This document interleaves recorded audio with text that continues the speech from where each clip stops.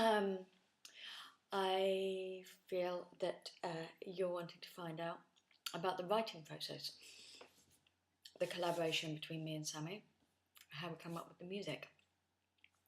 There's, I guess there's three ways we work.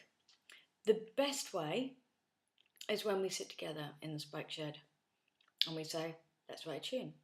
One of us might go, okay, let's write a tune about, I don't know, or for this person. That's generally what seems to guide it at the moment, is writing feature pieces for people in the band.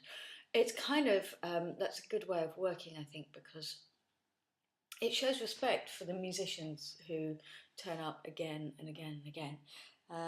It's certainly, we've been brewing various different pieces for Pat Bamber, our lead alto player, for some time, and finally Clowntar was the one, and I think it's a real golden moment.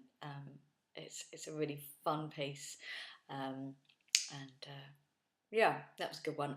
And Clowntard is a good example of a piece that was written completely in the Spike Shed.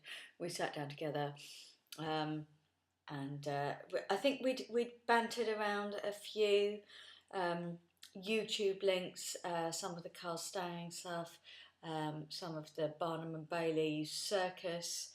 I can't remember who's the other guy that wrote circus music. It's falling out my head. I'll look it up. So we'd had a little sort of email banter about this anyway, and then we actually got together and we wrote the music. How the music comes out when we write together exactly, I'm not sure, and I'm not being mysterious. It just kind of we've got this sort of synergy when we write, which just, I suppose what might happen is one of us will go, oh, how about we go, I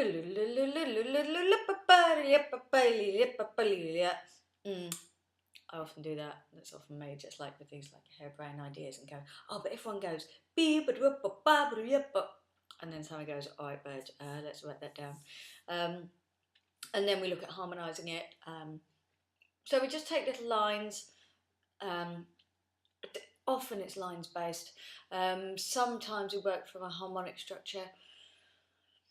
I tend to sing things, and then Sam might take something that I've sung and he might orchestrate it, or he'll say, "Oh, well, if we do this," and then he'll just go, "Oh, shut up for a minute," and then he'll get on the Sibelius thing and then put in a line that answers the thing that I've just sung, or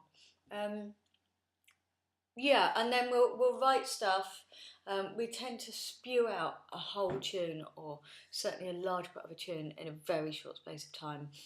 I reckon we can have a new, like, full big band arrangement done in requirement of polishing, but done in about 2 or 3 hours, which I think is no mean feat. And then we'll go back and we'll have a listen and we'll tweak and we'll play with it, and it's like, oh, what if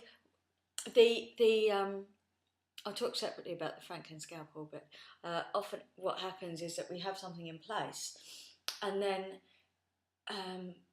we'll be listening through to it on Sibelius. I'm sure it's a terrible sin these days, but anyway, that's the truth. So we'll listen through to it, and if something goes kind of like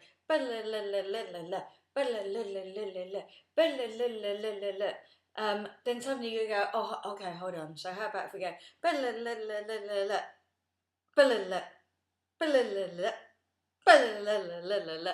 and just split it up and diffract it and just make it go, ooh, so that hopefully the audience and the band go, huh?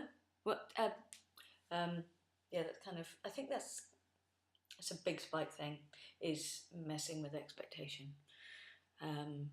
There's this drum roll in, I can't remember, one of the pieces. It's a great moment.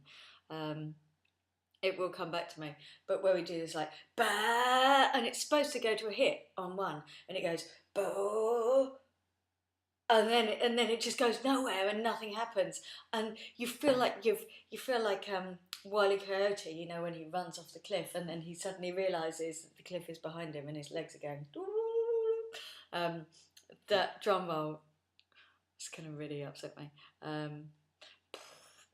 Can't think where it is, but anyway, that was one such golden moment of like, oh yeah, let's do this, and then nothing more. I'm going on 5 minutes. I'm not that interesting.